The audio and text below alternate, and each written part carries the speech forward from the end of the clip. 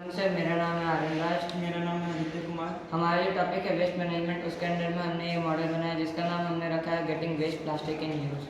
तो सर, जैसे कि आप सभी को पता है कि प्लास्टिक जो है वो हमारे धरती के लिए एक बहुत ही बड़ा प्रॉब्लम है। इसको यूज़ करना हम पूरी तरीके से बंद भी नहीं कर सकते क्योंकि ये हमारे डेली यूज़ में आता है और हमारा जो डेली लाइफ है उसमें भी हमारा बहुत ज़्यादा हेल्प करता है। तो प्लास्टिक जो है उसे लोग रोड के या फिर अपने घर के आसपास में फेंक देते हैं या फिर लोग क्या करते हैं उसे जला देते हैं और जलाने से उसमें से जो हार्मफुल गैसेज निकलती है, जैसे कि जो प्लास्टिक है उसके जलने पे 5 मेन हार्मफुल गैसेज निकलती है: carbon dioxide, carbon monoxide, methane, sulphur dioxide और हाइड्रोजन क्लोराइड। तो सर, ये एक तरीके से दोबारा से हमें ही परेशान करेगा और हमारे अर्थ को पॉल्यूट करेगा। तो हम लोगों ने इस मॉडल को बनाया है। तो सर, ये जो हमारा फर्नेस है इसमें जब हम प्लास्टिक जलाएंगे तो उसमें से जो लाइट निकलेगी, लाइट को ये सोलर पैनल एब्जॉर्ब करेगा, उसको फिर ये बैटरी में जाकर स्टोर करेगा। अब बात रही हार्मफुल गैसेस की, तो फिर हमारे केमिस्ट्री में एक प्रोसेस होता है फ्रैक्शनल डिस्टिलेशन का। तो ये सभी जो गैसेस निकलेंगी इनको हम फ्रैक्शनल डिस्टिलेशन का यूज़ करके अलग करेंगे। और वो कैसे करेंगे? हर गैस का अपना एक फ्रीजिंग पॉइंट होता है जिसके बाद जाके वो ठंडी हो जाती है। तो इस फ्रैक्शनल डिस्टिलेशन को हम इसके ऊपर रखेंगे जिससे कि क्या होगा कि जब हवा जो गैसेज है वो ऊपर जाएगी और जितने टेम्परेचर पे हो जाके ठंडी होती है उसके बाद जाके वो अपने अपने एक सूटेबल चैम्बर में जाके स्टोर हो जाएगी। अब यहाँ पे जो 5 हार्मफुल गैसेज है इनमें से जो सबसे ज़्यादा किसी का अगर बर्निंग या फिर फ्रीजिंग पॉइंट है, मतलब जिसको ज़्यादा टाइम लगता है ठंडा होने में, तो वो हमारा कार्बन मोनोऑक्साइड, उसके बाद मीथेन, CO2, सल्फर डाइऑक्साइड और हाइड्रोजन क्लोराइड सारा ऐसे ही है।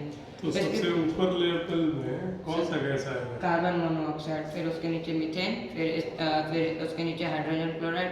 इस तरफ हमारा पहले आ जाता है कार्बन डाइऑक्साइड और उसके बाद हमारा सल्फर डाइऑक्साइड। इन सभी गैसेस को हम उसके बाद अंडरग्राउंड चैम्बर में भेजते हैं क्योंकि जो अगर ऊपर हमारा लीकेज होता है तो फिर उससे हमारी धरती को कोई दिक्कत ना हो, इसलिए इन सभी को हम अंडरग्राउंड चैम्बर में भेजेंगे। हमारे लिए कार्बन डाइऑक्साइड है उसको हम लोग सूटेबल टेम्परेचर और प्रेशर देकर ड्राई आइस में कन्वर्ट करेंगे। ड्राई आइस का जो यूज़ है वो रोड के सरफेसिंग में और कहीं कहीं पे लोग रेफ्रिजरेंट के तौर पे भी यूज़ करते हैं। अब हमारा जो कार्बन मोनोऑक्साइड और मीथेन है इन दोनों को हम मिक्स करेंगे।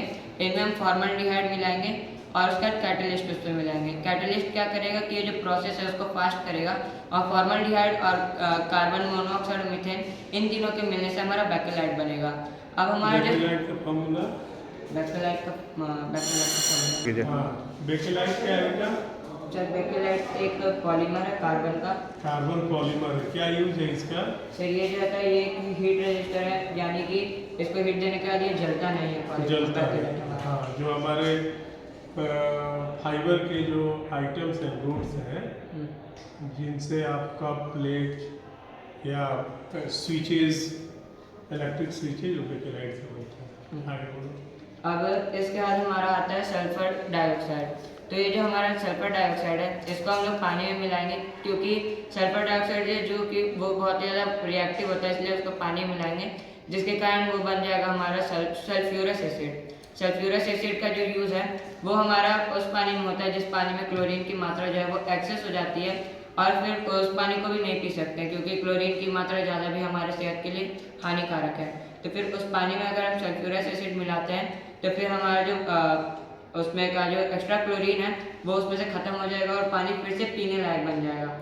अब हमारा जो आखिरी गैस होता है हाइड्रोजन क्लोराइड, इसमें हम पानी मिलाएंगे जिसके कारण हमारा बनेगा हाइड्रोक्लोरिक एसिड। हाइड्रोक्लोरिक एसिड का यूज़ जो है वो हमारे माइनिंग इंडस्ट्रीज में बहुत ज़्यादा बड़े लेवल पे होता है। तो यही था हमारा sir model. Thank you. Okay, good.